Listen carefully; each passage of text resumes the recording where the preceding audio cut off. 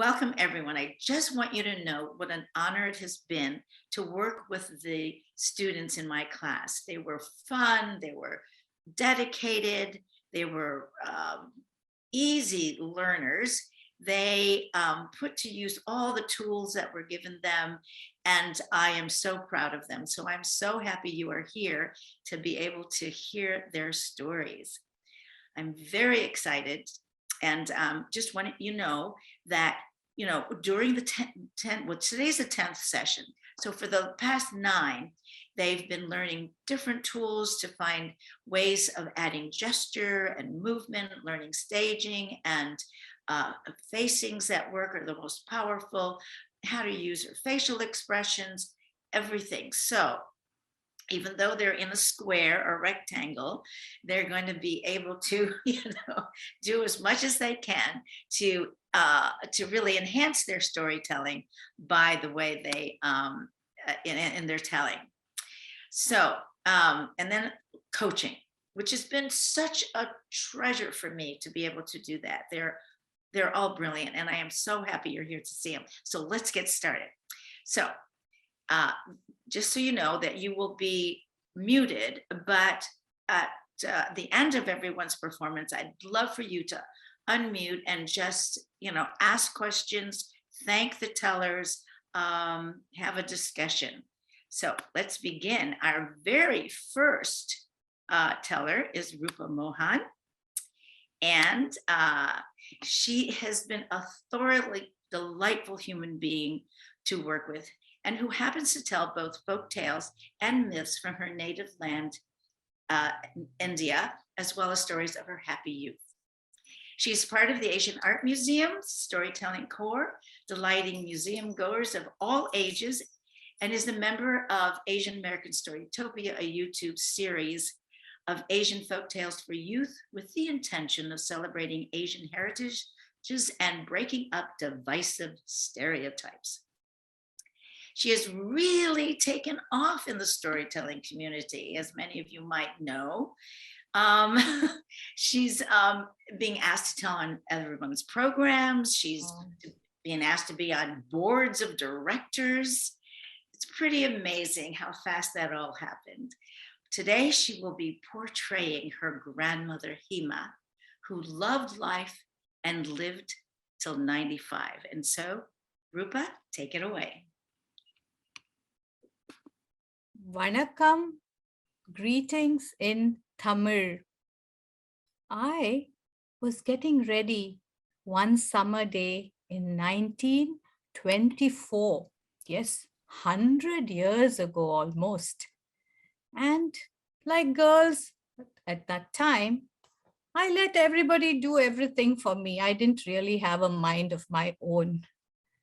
I was given a special oil bath, anointed with turmeric and sandal paste. Then I was draped in a special 9-yard sari, silk sari with gold in an auspicious color, maroon. They draped it round and round my slender frame.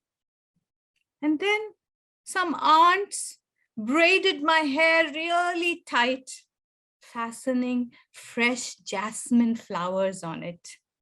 And then my mother brought in her jewelry, her big diamond earrings, nose ring, even a gold belt, bangles, necklaces. And she made me wear all that. And finally, someone placed a big red dot on my forehead, a bindi. This was not an ordinary day, but it was my wedding day. And I had just turned 13. Yes, 13. My father had found the perfect groom for me, a 19-year-old botanist and scholar, and he thought the time had come for me to get married. So here I was. I had not seen him, in fact, my future husband, except the previous evening when he came in the special open Impala car decorated with flowers. I looked out of my window and I caught sight of him getting down from that car in his British suit. Yes, this was still the British Raj in India. And I thought he looked quite nice and handsome. Well, now here I was in my 9 yards, seated next to him in front of a special sacred fire where many priests were sitting and chanting all our ancient hymns. And the musicians were ready with their big drums and their pipes. And finally, at the right moment, I was seated on my father's lap, and my husband placed a special necklace round my neck with 2 gold pendants, my wedding chain, which I could never ever remove. And at that moment, the drums went dum dum dum dum dum dum dum, and the pipes went beep beep beep beep beep beep beep beep beep beep, and people showered us with flower petals and turmeric laced rice, and we were married. There was a lot of feasting after that on big banana leaves, but I was too tired and nervous to enjoy all that. And the next day, I was in our local train station, Tanjavur station, and ready to say goodbye to my family, my childhood, my beautiful town. I tried to keep back my tears. It was not auspicious for the bride to cry. My mother gave me a special coin with the goddess Lakshmi on it, saying, Patuko ma, Patuko, take care, take care. And I knew it would bring me good luck. She had also packed a big lunch for all of us, myself and my in-laws, all kinds of rice wrapped in banana leaves. And the steam engine went chuck, chuck, chuck, chuck, chuck, chuck, chuck, chuck, chuck, leaving Tanjavur. And I was waving goodbye to the beautiful paddy fields, the tall trees, the even taller and majestic temple towers, the temples that I love to visit almost every other day. And I knew that I was heading to another part or phase of my life. We reached Madras that night, and we all got into rickshaws that were pulled by hand those days, and we went to my husband's home, a big bungalow called Tupil House. And I knew that this was going to be very different because after all, I, Hemambujam, named after a golden lotus, was loved by everyone, and I had a very happy childhood. In fact, I was the only daughter among 4 sons, and they all adored me. And I would play with my brothers, running all over my father's large home and garden and climbing trees with them. My father was a successful lawyer, so we had all the comforts that we wanted. But I also learned English from a British teacher called Ethel, I think, yeah. And then I went to school with my brothers in a coach to the next town and learned in the Tamil language, my native tongue. And they said I was a bright young girl. But everything came to a stop when I became a big girl. I was immediately told not to wear skirts. I had to wear a sari. And I could also not play with boys, even my brothers. And soon my father, of course, fixed my wedding with this perfect groom. So back to Madras, where I had just landed. I went into this house, a large house with a lot of smaller houses surrounding it and trees, but it was in the middle of a very busy street. I had never seen so many people in my beloved hometown, Tanjavur. And here I was. And more than anything else, I was getting into a joint family, 15 to 20 people living under one roof. Ah, that seemed very odd. And my mother-in-law was a rather strict and very disciplined lady. She said, "Hey, Ma, TSR, your husband, is my only son. You must take good care of him as well as everyone in this household." And she dragged me into the kitchen where no servants were allowed. And she taught me all the basics of cooking, starting with how to use those big millstones, how to pound things, how to grind. My arms hurt so much. I was not used to this. And then when I didn't do something right, she would grab my ear and twist it, ow, and say, "Did you not learn all this in your mother's house?" And I would nod, "No, no, no." Well, I would hold back tears and cry myself to sleep at night sometimes. What was my husband doing? He was mostly reading about plants and poetry, and he didn't seem very interested in talking to me. And when he did, he used big words that Ethel had not taught me. And the first few months were difficult. But we actually became man and wife on one auspicious night in his home, and things started to get better. In fact, I started to become more confident, and I knew that if I could be a little charming, I could get other people to help me, all the other women in the house, and I was much happier. My mother-in-law started saying, "Hey, Ma, I want a grandson." I said, I was not ready for it. And thankfully, that didn't happen until I almost turned 17. And then I went to my mother's house for my confinement. That was permitted. And I was pampered for 4 or 5 months and treated like a queen. And I gave birth to a beautiful little baby with dimples. And the women placed black marks next to the dimple to avert the evil eye. My mother-in-law came to see us and she was overjoyed with her grandson. She named him Govi.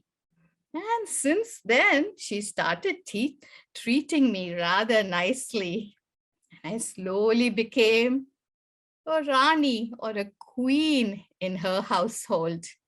And I had so much help from everyone. It wasn't a problem at all. I wanted more children. And every 2 years, we had a new baby. Yes, I had a lovely daughter called Sushi 2 years later. And then Vijay, a chubby little boy who reminded me of the young god Krishna. And then came Baddu, smiling all the time. And my final, last child, Upe, the most handsome with dark hair. Well, I enjoyed all my children and I loved them so much. When my husband wanted to go and pursue a PhD at King's College in England, I encouraged him to leave. I said, "Don't worry, I'll be happy here with my children and the extended family." So when he was away for 3 years, I hardly missed him. And I got to become even stronger. My body had become round and muscular, and I could handle those grindstones really well. My mother-in-law was becoming weak. So guess who became the queen of the house? Me, Hema. Well, I even went to see Mahatma Gandhi. He came to our beach, Marina Beach in Chennai, or Madras as it was known. And we all went there and we saw him from a distance across so many thousands of heads. He was standing on a stage in a white dhoti or a cloth around his waist, holding a stick. But his voice, I still remember it. He said, "Be the change that you want to see in the world." Yes, I was going to follow him. I was going to be free and independent like India. And I went back home even more happy and empowered.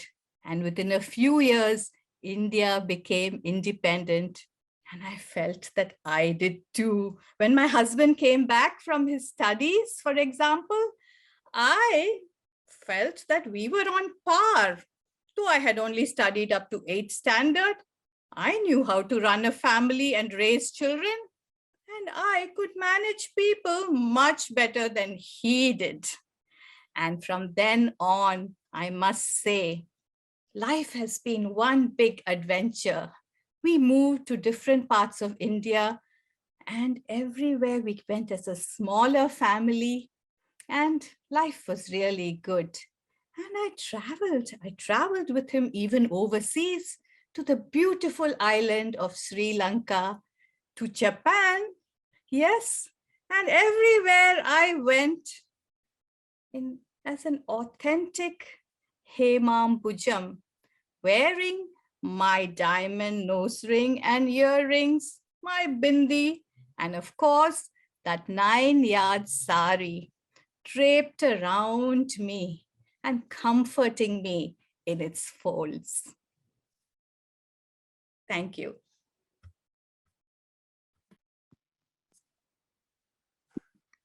Wow, beautiful. Thank you, Roopa. Good job, Roopa. Oh, the Wonderful joy. story. You feel the joy of this woman That that was she became in her own powerful place. That's great. Wonderful. Well, thank you, Rupa. And please, yes, people put in the chat whatever you have felt about her story and about her telling. Okay, thank you, Rupa. And now the next teller is Eleanor Clement Glass. And she is a stage bridge storyteller who has been dedicating her free time to take every class and workshop in storytelling. She is a natural teller who delights adults with her stories, and for school children with folk tales at the Asian Art Museum as a volunteer in their storytelling corps. And she also tells on the YouTube channel Asian American Storytopia that features a diverse team of Asian American storytellers. Now today, I'm so excited. She's going to tell a personal story from her very interesting life growing up as a US military, I won't say brat, but military offspring. So, Eleanor, take it away. Thanks, Nancy. Growing up, I was an Army brat. I was the daughter of Lieutenant Colonel William J. Clement Jr., a Black Army officer. We traveled around a lot. We went every 2 or 3 years to a different part of the country, North Carolina, New Jersey. We went overseas. I even went to preschool at an all-German preschool in Stuttgart, Germany, and then back to North Carolina for another preschool. We lived in Chicago. We lived all over the country and all over the world. My middle school years were at ISB, International School Bangkok, in Thailand.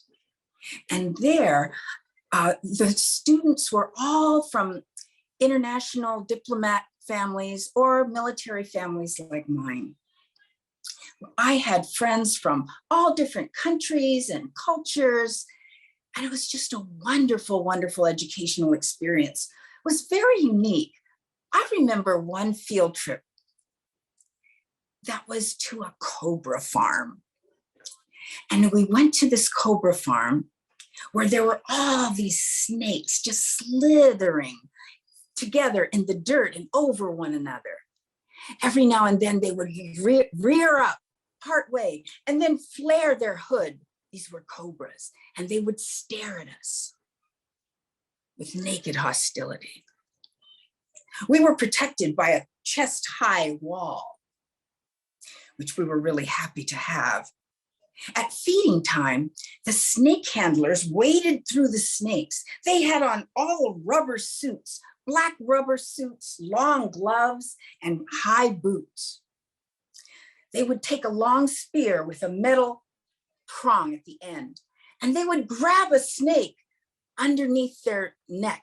And when they flared or they opened their mouth in fury, the snake handlers would poke another bucket full of meat and stuff it into that snake's mouth and then push it down to let them digest later.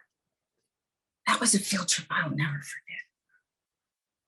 Well, soon it was 2 years, and my father got another assignment. He was to go to Leavenworth, Kansas, to the Command and General Staff College. He was going to learn about military strategy there. So all of us were packing up, and we were headed to Leavenworth, Kansas, the middle of America, which we had never lived in. I have to say, nothing in my experience at International School Bangkok prepared me for high school in Kansas. Now, there was no public high school on the base where we lived, so I went to the high school in town. My mother, who is Filipina, walked me to school the first day. I was 14 years old, and she registered me for classes. And soon I was walking alone down the hall, bordered by the gray lockers and facing a sea of black and white faces. It was so different from ISB. I almost bumped into 4 big white boys in their athletic jackets, jocks. They were blocking my way, and one of them stared at me. He looked up and down. "What are you? Vietnamese?" I laughed nervously, and just as I was going to say, "No, I'm Black and Filipino," they brushed brusquely by me, and they nearly knocked the book bag off my shoulder. I went home that night. I said, "Something very curious happened. I was asked if I was Vietnamese. I don't look Vietnamese." My father said, "Well, they may have seen your mother come to the school with you. And it is 1964. There's the Vietnam War. Maybe their only exposure to other Asians is from this news and the Vietnamese people that they see there. So they didn't have any perspective on anyone who didn't look exactly like the Black or the white people that were in Leavenworth, Kansas." I tried to make friends. I would look at people and smile, but they tended to just look past me or through me or just away. I felt invisible. For most of September and October too, I sat by myself. And then 2 girls in my homeroom class, Susie and Anne, they asked me to sit with them at lunch. They were white, and we sat together every day, and I was just so happy to have some friends in this foreign place. I did observe, though, that there was a very strict Black-white segregation there. People joined little groups, and they stayed with those groups. Well, I had befriended, like it or not, been befriended by 2 white girls, so they were my group. I didn't know what that meant at the time. Soon it was Christmas, and there was a Christmas dance. I was so excited. It was my very first high school dance. My mother bought me a beautiful red dress with matching red shoes, and she drove me to the gym, which was all decorated. I met Susie and Ann there, and we found a place up on the bleachers where we could see everything. For a while, we just watched. There was a band and a smattering of white couples that were dancing right in front of the band. But way in the back of the gym, there was a huge circle of Black kids that were clapping and they were dancing. They looked like they were having so much fun. I wished I would be asked to dance, but I didn't really know any boys there. And then I noticed that 2 Black boys had broken away from the circle and they were walking up the bleachers and they were coming toward me. One of them looked at me and said, you want to dance? And just as I was going to say, yes, I would love to, and I started to get up, they looked at each other, in surprise. And they started to back away, looking at me curiously. I didn't know what had happened. They went down the bleachers and walked back over to the circle. And then a swarm of Black boys were all around them. They were gesticulating animatedly and they were pointing up at me. And there were all the faces that would turn and look at me. I didn't know what was happening, but then a Black boy came from the circle up the bleachers and came over to me and said, hey, you want to dance? And he put his hand out. He held my hand as we walked down the bleachers so that I wouldn't fall. We went back to the circle and danced, and then I was asked to dance again. And again, I was giddy with delight. I was having so much fun. Well, at intermission, I looked up to try to find my friends, Susie and Ann, and then I noticed they were coming straight at me, unsmiling on the gym floor. Susie grabbed my arm and said, come with me right now. And then Ann grabbed my other arm.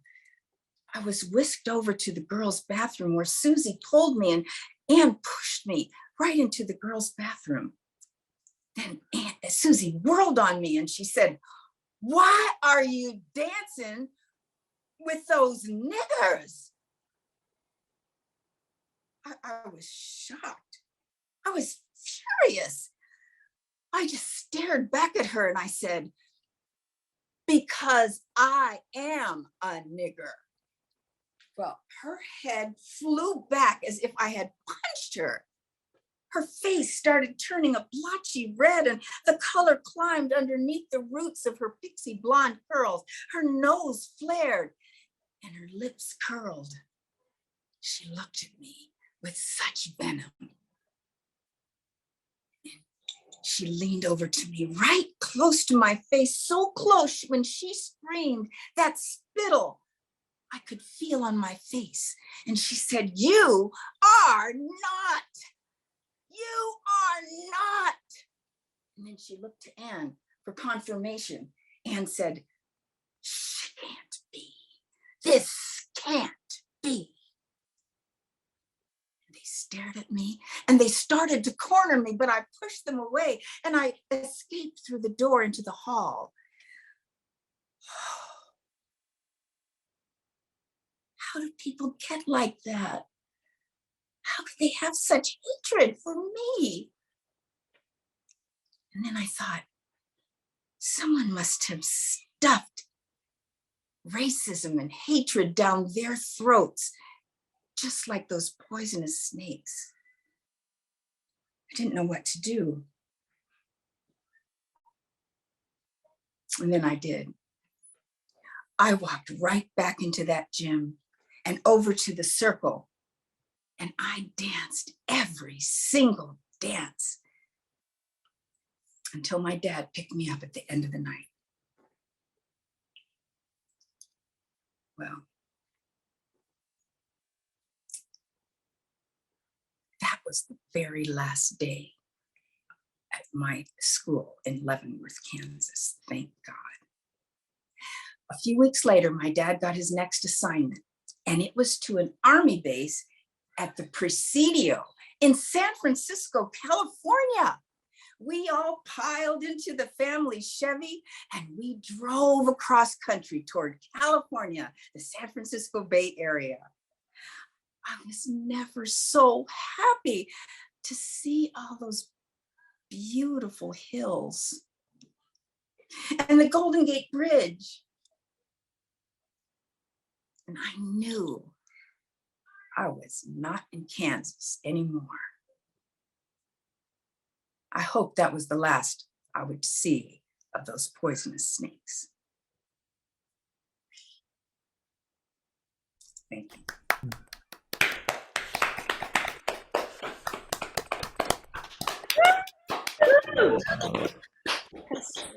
Powerful, Eleanor. Beautiful story. Very important story. Thank you so much. Everyone, put what you want in the comments so she can read them later. And tell her how wonderful she performed today with that wonderful story. Thank you, Eleanor. Thanks, Nancy. All right, next is Cynthia Cudaback. Now, she is many things, as you will find out in her story. Presently, she is a teacher, an in-person teacher, which is why you may hear some children's voices as she tells from a small storage room in her school. She is someone I think of as being a real storyteller, as she doesn't write down her stories. She just spins them from her life. She's been telling and spinning for 30 years. Take it away, Cynthia. Hello. About 2 months ago, my husband and I were sitting in a restaurant overlooking a river in Newport, Oregon. A beautiful spot for a sunset meal.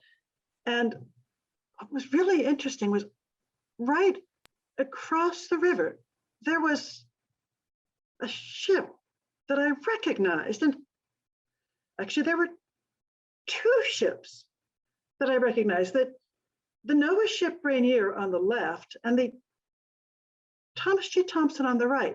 Now, of all the possible ships that could have been tied up in Newport Harbor, the 2 ships that were there were the 2 that changed my life, or would have if I'd sailed on them. If I'd sailed on either of those ships, I probably wouldn't be there that day. You see, the story starts in 1935, fresh out of Berkeley with a physics degree, and I joined the NOAA Corps of Commissioned Officers. These are officers who operate research vessels, and it's actually a federal service. You have to imagine me, well, quite a bit lighter, but in a nutty dark blue suit, a spiffy white cap. And I'm up there saying, right, rudder, all ahead half, steady as you go, which sounds really good until you listen to what I just said, which was to drive the ship in circles. I wasn't actually very good at operating research vessels, but it was certainly an interesting thing to do. Well, my first ship, I was originally assigned to the NOAA ship Rainier, the one right out there. That ship sailed out of Seattle, and I was looking forward to moving to Seattle, but in the middle of officer training, I got a letter. Ensign Cudaback, given your strong scientific background and your expressed interest in oceanographic research, we are transferring you from Seattle to Miami to sail on the NOAA ship Researcher. Okay, opposite corner of the country. I was going to do shallow, I'm going to do deep. Okay, I'm on an oceanographic vessel. Now, the Researcher was doing deep water studies. I actually sailed across the Pacific Ocean as part of the climate study. We were in Hawaii and Tahiti, and I can tell you really interesting stories about the men I sailed with. That's a different story. But a good time was had by all. And eventually I received, you get rotated every few years, so I need to admit, Lieutenant Junior Grade Cudaback, given your expressed interest in science, we will be sending you now to Seattle to study the Puget Sound estuary. Okay, back across the country, now I'm doing shallow water, fine. The guy I worked with, wonderful Bill Lavelle, treated me as a graduate student. I made numerical models, I wrote scientific papers, and it all went pretty well.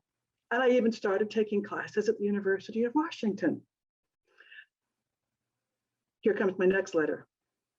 Lieutenant J.J. Cudaback, given that you are much better at doing science than operating research vessels, you will not be promoted to full lieutenant. Well, I hadn't planned to stay in the NOAA Corps forever. I guess it's time to quit and go to graduate school. Of course, I'll go to University of Washington. I've already got connections there. And well, they do deep water research. They use that. Do you remember that other ship I saw, the Thomas G. Thompson? That's the ship that sails out of the University of Washington with their oceanography program. And so I wrote this letter all about how much I wanted to study climate and deep water, blah, blah, blah, blah, blah. And I applied. Okay, this is going to be great. Ms. Cudaback, thank you, but no thank you. They didn't want me. Oh, P.S., Ms. Cudaback, you'll be hearing from someone in the geophysics program. Somebody did want me. My new advisor, David J. Okay, I'm not doing blue water work. I'm going back into shallow water. I'm gonna do this whole doctorate thing. Graduate school. That's really more my kind of place than the ship anyway. My kind of people too. There was this guy in my, actually he was in 3 of my classes, and he's really cute. He had amazing legs. I know he had amazing legs because he always wore shorts no matter the weather. He's Canadian. Well, after one class, sorry, I'm reading Eleanor's chat. I invited, hey, anybody want to have lunch? And the only person who responded was Andrew. But he was very clear. This is strictly on a friendship basis. We are not dating because breaking up within the program would be very, very, very disconcerting. Okay, we're not dating, but we're going to spend the morning in the zoo and we're going to spend the afternoon baking apple pies. Oh, we're not dating. Oh, but we're going to go for a lovely walk among these beautiful autumn leaves. Look how nicely they shine on my hair. We're not dating. I had to chase that guy for 2 years before he finally caught me. But catch me he did, and married we were, which brings us now back to that same restaurant in Newport, Oregon, where we're celebrating our 25th anniversary. A toast, my love, to the ship not taken. That's great. Oh, Hey, beautiful, beautiful, wonderful. beautiful. Now, this just shows you how flexible that Cynthia is, that she can be shuttled around from ship to department, and even into a storage room to tell her story. Thank you, Cynthia. That Thank was you so much. wonderful, wonderful, wonderful. Okay, people, write in the chat to tell her how great she is. Okay, well, our next teller is Ida Johnson. And as a retired teacher and librarian, she loves telling stories and listening to them as well. When sharing family stories and memories, she finds it a lot of fun to see that sometimes siblings remember the same things, and sometimes they don't. And it is that in between that she finds her stories. A recent hurricane with her name Ida on it, and which took place on her birthday, reminded her of an earlier storm in her life, which we now get to hear about. Ida Johnson. A hurricane is coming. Hurricane Donna is coming towards us in Florida. It was 1960, soon to be the Kennedy years. And I was in junior high school in Sanford, Florida, just north of Orlando, before Orlando and Disney had ever heard of each other. And Sanford was the home of the US Naval Air Station, where my father was working. And so we had heard on the radio about how this storm, Hurricane Donna, had gone through the Caribbean, bringing such destruction, and through the Florida Keys, and now it was headed towards the Florida mainland. Now it was our turn to get ready. We had to get ready. We had to be prepared. Be prepared? I was a Girl Scout with my Girl Scout buddy burner in my tin can with paraffin, cardboard, and a little string for a wick. I had a Girl Scout buddy burner and I was prepared for almost anything. As a 13-year-old, I was very good at bossing my little sisters around, but I was also good for watching my 5-year-old brother and keeping him busy while my parents did the real preparations for this storm. My father, as chaplain, was also the Red Cross liaison officer over at the base. And so in addition to getting us ready, he had to make sure that all the other families whose dads were overseas were ready for this storm too. There was so much to be done. And so while we kids taped up the glass, my parents were boarding up the windows. And then inside came all the things that could be blown around in the storm. Inside came the trash cans and the bicycles. Inside came all of the lawn furniture and the potted plants, anything that could be blown around. The car was put in the carport, and then batteries. Fresh batteries need to be found to make sure that the radio worked and the flashlights worked. We needed to have everything ready that we could. And so we leaned over and checked on the radio to see what the latest news was. The storm was now coming towards the Florida mainland. But no, instead of turning up the Atlantic coast where everyone expected, it had turned up the Gulf Coast. And oh no, it had turned inland where it was not expected at all. And now Hurricane Donna was headed towards us. The sky was getting darker. The rain was beginning to fall, and the wind whined as it blew around and around. As we watched, the rain now was going sideways with the wind. It was pushing against the side of the house. And when my father got home and went into the door, we had to push the door shut, push it shut behind him. And then we reached down and put lots of towels on the floor by the door to keep it dry. Oh, so much to be done.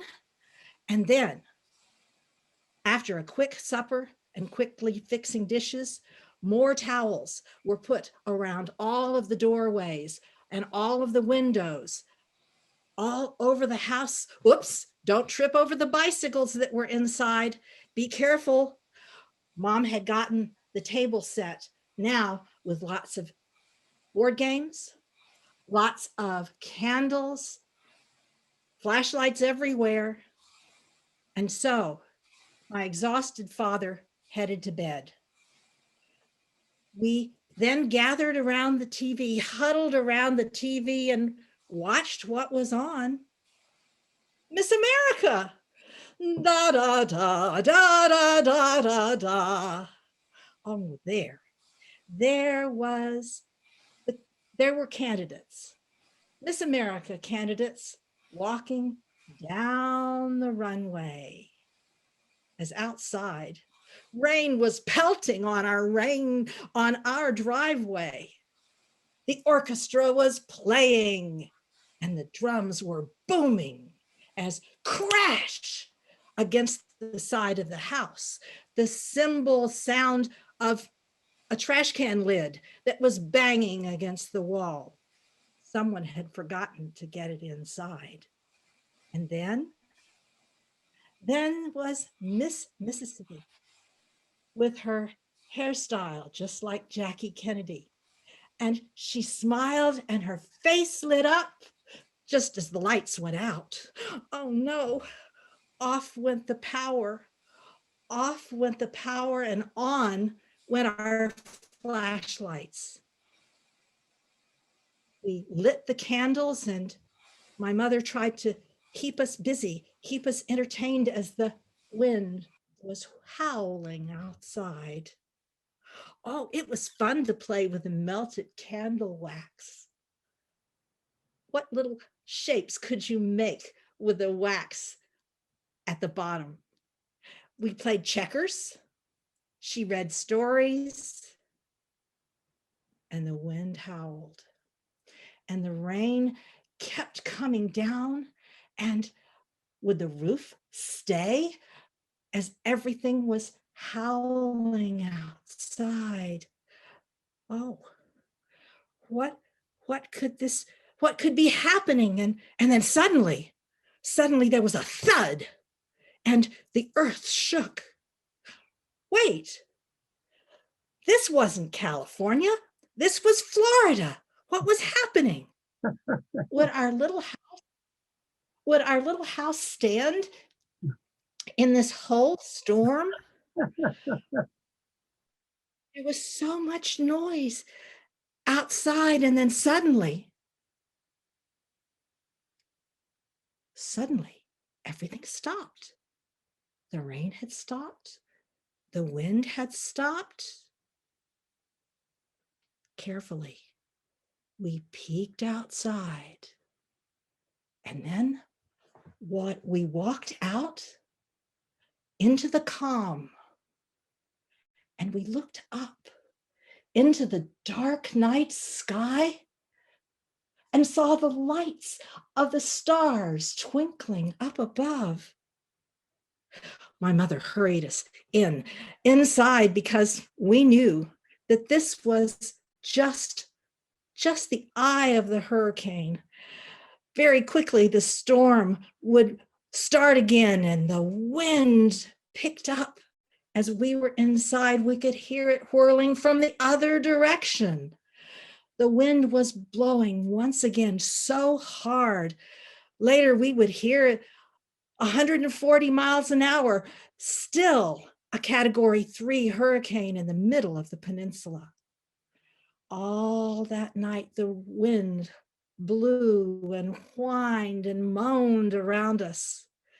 And long after the eye had passed, long past midnight, exhausted, we went to bed. And we wondered what would happen the next morning. What would we find? Well, the next morning, I used my Girl Scout buddy burner. I used it to boil water and later to heat up soup. And then we looked outside and all around our part of town.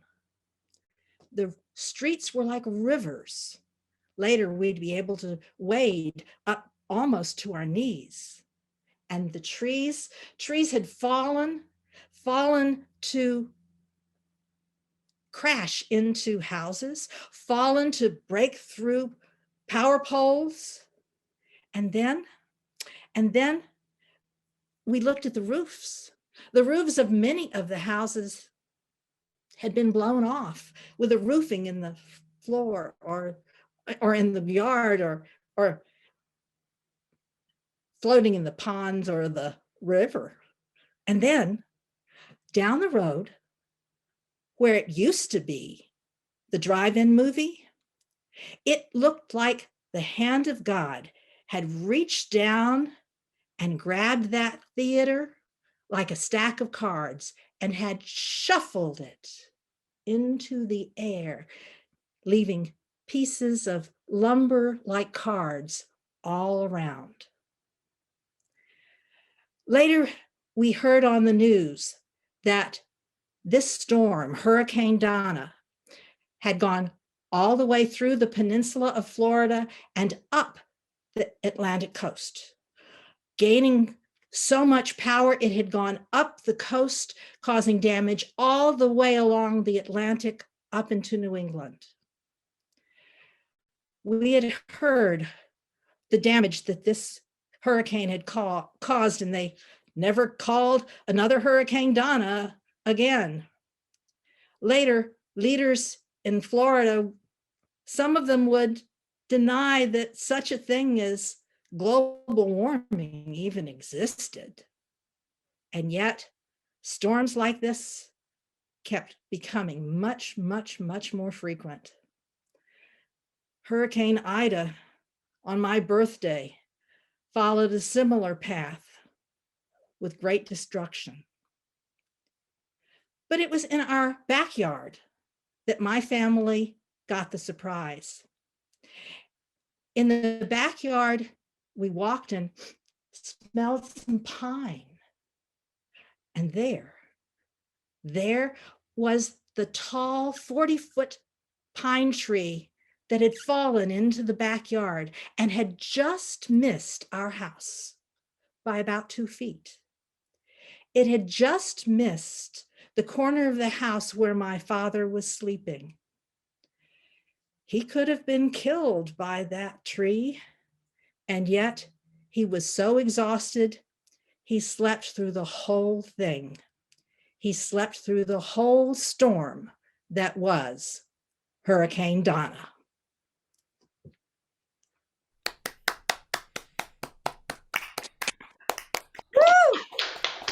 That was an exciting. I feel like I was there with you in your little bun burner. Thank you very much, Ida. Very, very exciting. A storm, and I know most of us are gonna be having more of those all the time. Okay, now, thank you, Ida. The next person is Linda Wright, and she has been telling stories for decades. She's from Oakland, California, and she particularly likes Aesop fables. And as you might know, Aesop was a Black slave, probably from Ethiopia, southern Greece, and freed because of his extraordinary gift of stories and using animals to open our minds about morals and ethics. They are simple yet deep. They take your imagination to many places.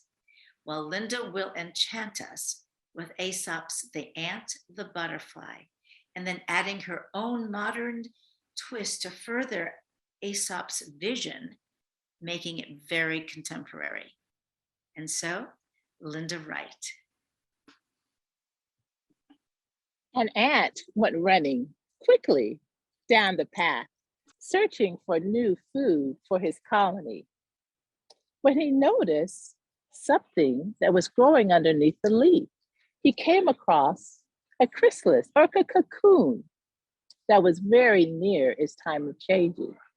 Hey, what's that? It's long and it's brown and it's just hanging there. Oh, I pity you. Oh, look at your life.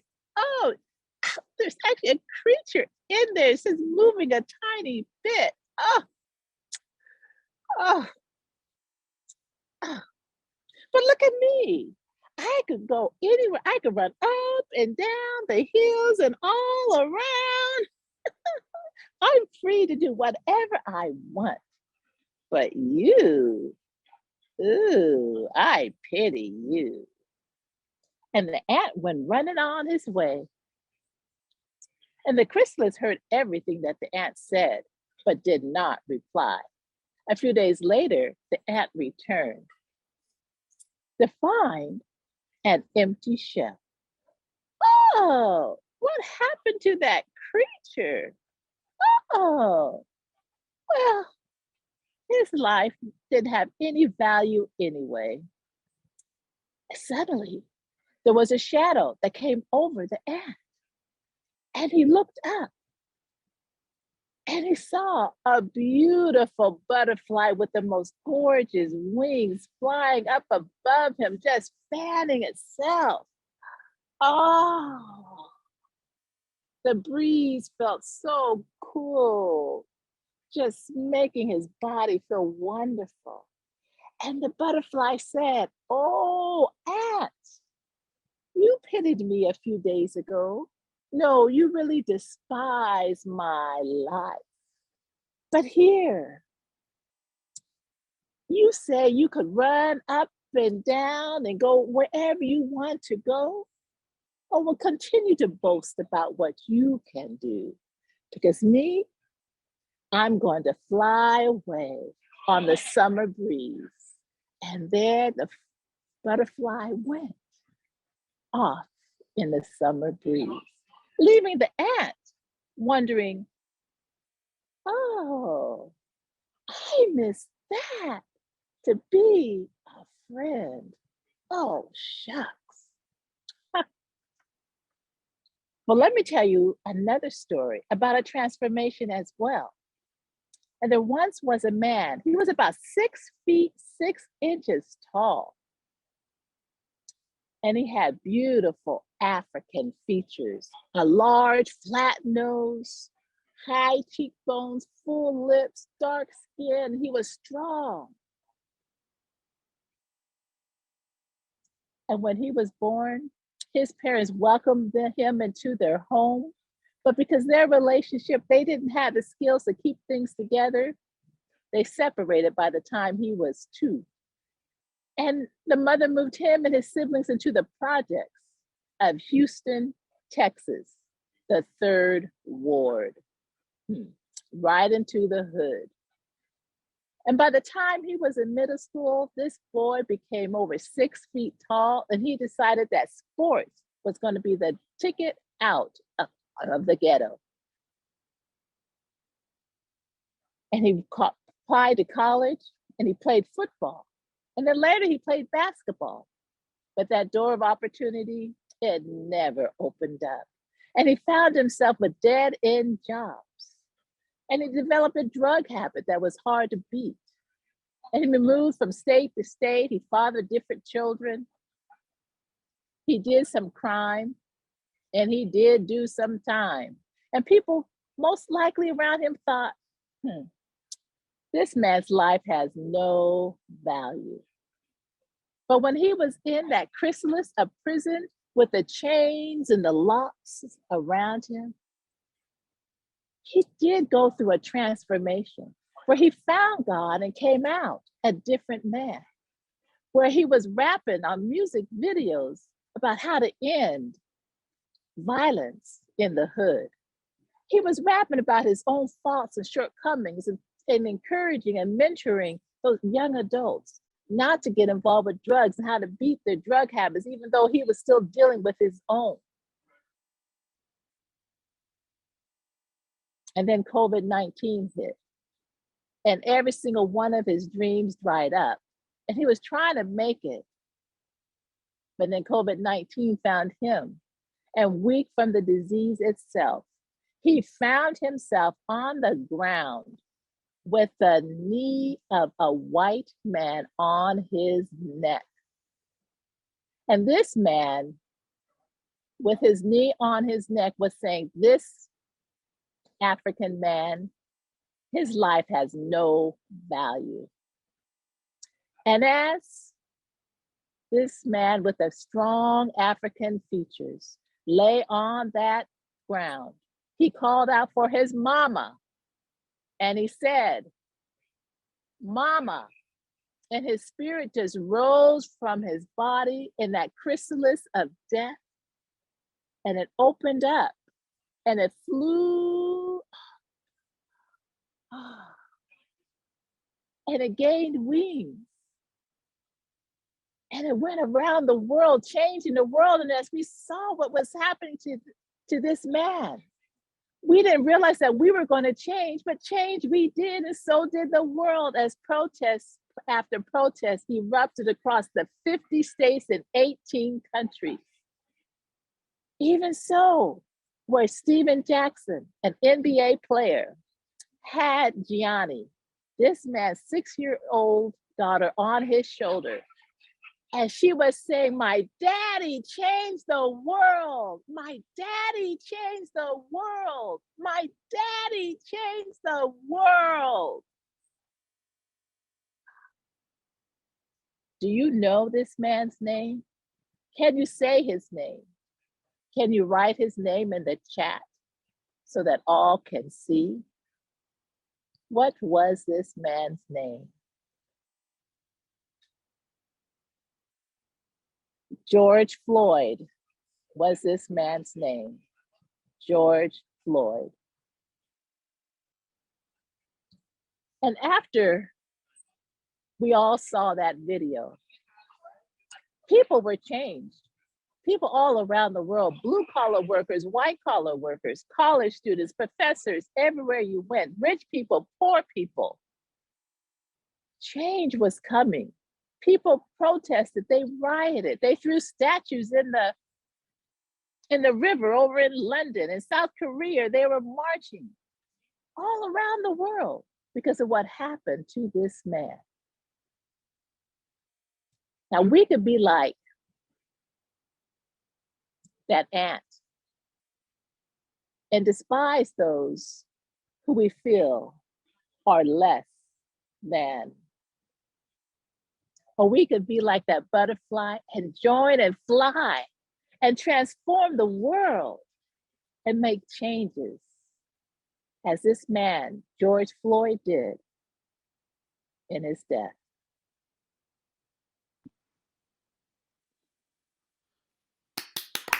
Wow. Very powerful, Linda. Thank you, Linda. Wow. Wonderful telling. Very important, powerful story to remind us who we really need to be at this time. Thank you. Welcome. And you look great. The sun went down and it's pouring. Right. Yes, I'm at Amy's drive-thru in Roanoke Park. I realized I'm not going to get back home in time. What dedication, right? Yay, Linda. All right, well, we are almost done. We have one more teller, and that is Tobey Ishii Anderson. She has taught internationally for many years, beginning as a Peace Corps volunteer in Malaysia. And as a result, has many, many stories about her international living. This natural storyteller is also an indoor climber and an outdoor fly fishing bum, as she calls herself. The group Asian American Storytellers in Unity is lucky to have her as a member, and she has prolifically created stories and activities for the program Asian American Storytopia, a series for kids on YouTube. She's also an active member of the South Sound Story Guild in Olympia, Washington, and we are lucky to hear her story. So take it away, Tobey. I'm at my favorite river, the Seoul Duck at the Olympic Peninsula Park. It is absolutely fabulous. And all of this is in Washington. Did you remember Tobey? I got my fly fishing rod. I'm ready. And this river, you wouldn't believe it. I look down. It is so clear. I can count almost every single rock underneath of me. Now, I need to find out where I want to fish. So there it is. That deep hole that is right against the bank of this deep, soft moss, still wet from the morning dew. And you know what? I'm really glad I have my raincoat because I can already feel the Pacific Northwest rain kissing my cheeks. Let's give it a cast here. Whoosh! Excellent! There it is floating, my little fly. Perfect. Let me just give it a little twitch. There we go. I come to the river because it's a place where I can clear my mind. Whoosh. And I was thinking, I had my bags all packed, ready to go on this once in a lifetime trip to Mongolia with my brother. It was going to be fabulous. And they say that the air there is so crisp, you can bite into it like an apple. But the thing is, with COVID, that really came to a halt. Nonetheless, I really wasn't so worried because the Puget Sound has beautiful rivers for fishing. The thing is, I'm afraid.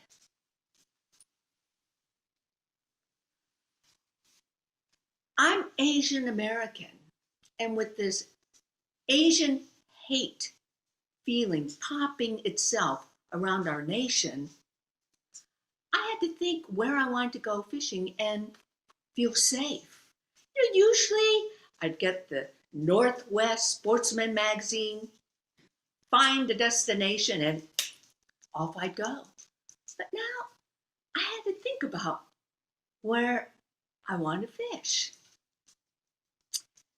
Last year, my brother Paul and I decided to go to Idaho.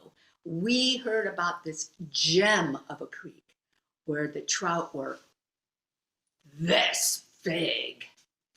And so we decided to go. And we're on this windy road.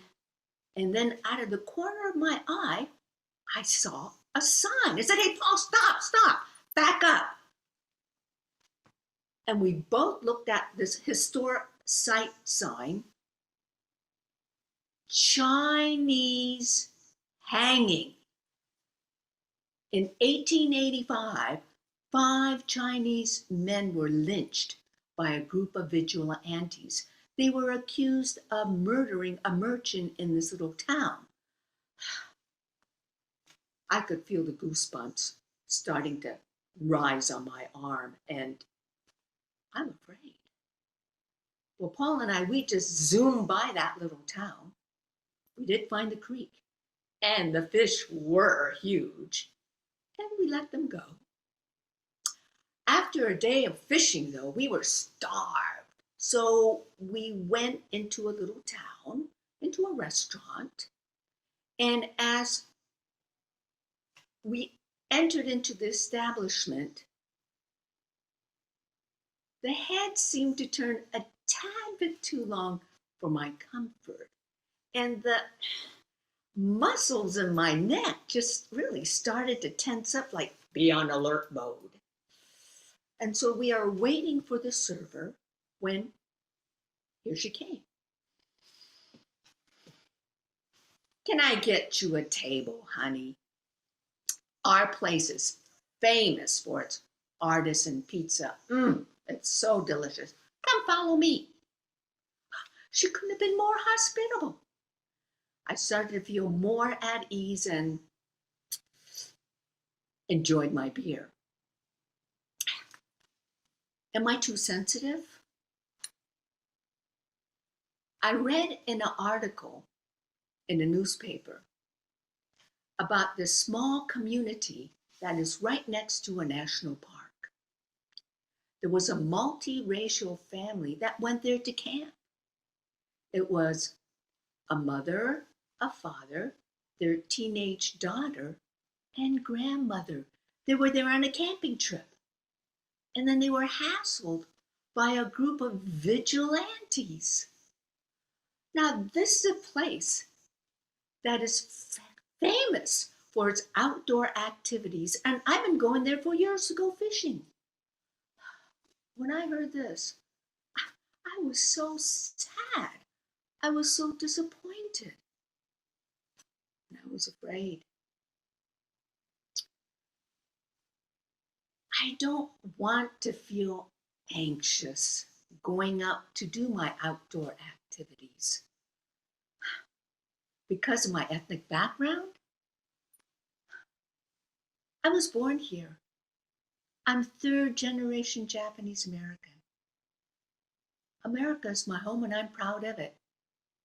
The United States is a unique place where we have the right to pursue the freedom of happiness without fear. I've worked in other overseas countries where the citizens do not have that luxury. The outdoors is for everyone to enjoy: hiking, mountain climbing, fishing. We have these beautiful trees and mountains and the flowing rivers and humanity, which are so diverse.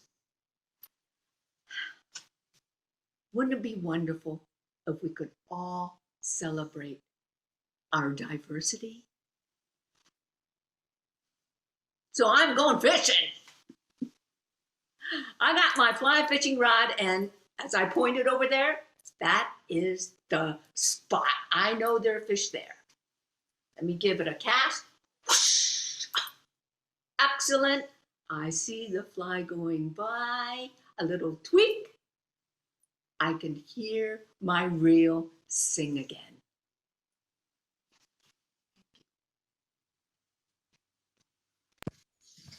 Beautiful. Wonderful. Thank you. Hey, Thank you Tobey. so much. Wow. Okay. Well, that is the final beautiful teller with her wonderful story of, kind of as Asian Americans, what we are feeling when we go out. Should we be too, should we be on alert? Are we being too sensitive? And we have to just keep going. We just have to keep living our lives. So thank you, Tobey, for that story.